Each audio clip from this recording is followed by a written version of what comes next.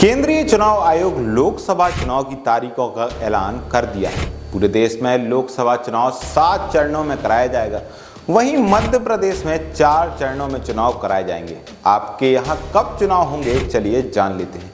19 अप्रैल से मतदान शुरू होगा और 4 जून को मतगणना और नतीजे सामने आएंगे। मध्य प्रदेश की 29 सीटों पर चुनाव कराए जाएंगे। शुरुआती 4 चरणों में लोकसभा चुनाव होंगे। चुनाव के ऐलान के साथ ही पूर्व सीएम और विदिशा से भाजपा के प्रत्याशी शिवराज सिंह चौहान की प्रतिक्रिया भी सामने आ गई है। पूर्व सीएम शिवराज सिंह चौहान कहते हैं, हम इसका इंतजार कर रहे थे और लोग भी। पीएम मोदी के नेतृत्व में बीजेपी 370 का आंकड़ा पार करेगी और एनडीए 400 का आंकड़ा। बीजेपी एनडीए को ऐतिहासिक बहुमत मिलेगा। पीएम मोदी रिकॉर्ड बहुमत के साथ फिर से पीएम बनेंगे।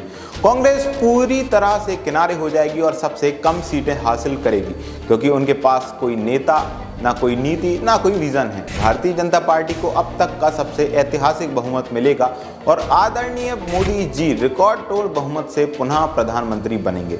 इस बार कांग्रेस को अब तक की न्यूनतम सीटें मिलेंगी, क्योंकि उनके पास ना नीति है, ना नीयत, ना नेता।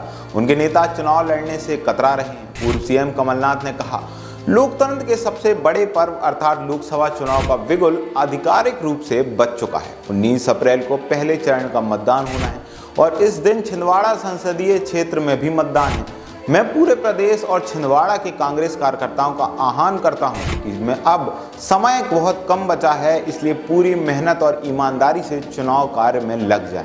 कांग्रेस पार्टी ने देश, प्रदेश और छिंदवाड़ा के लिए जो जो काम किए हैं उनको जनता के सामने लेकर जाएं और कांग्रेस पार्टी के वादों को स्पष्ट शब्दों में पूरे उत्साह के साथ जनता के सामने रखें।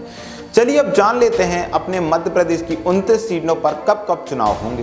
पहला चरण 19 अप्रैल को होगा, जिसमें 6 सीटें शामिल हैं, जिसमें सीधी, शहडोल, जबलपुर, मंडला, बालाघाट, छिंदवाड़ा शामिल है।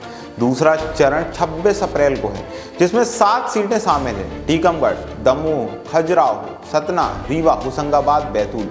तीसरे चरण में 7 मई को 8 सीटें शामिल हैं, भिंड, मुरैना, ग्वालियर, गुना, सागर, विदिशा, भोपाल और राजगढ़।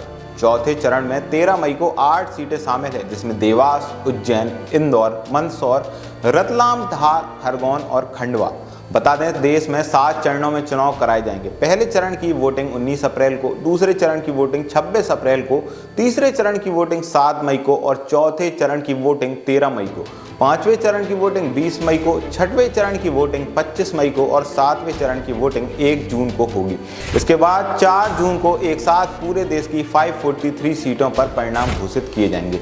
तो आपका इस वीडियो के बारे में क्या मानना है, हमें कमेंट बॉक्स में जरूर बताएं। वीडियो देखने के लिए धन्यवाद।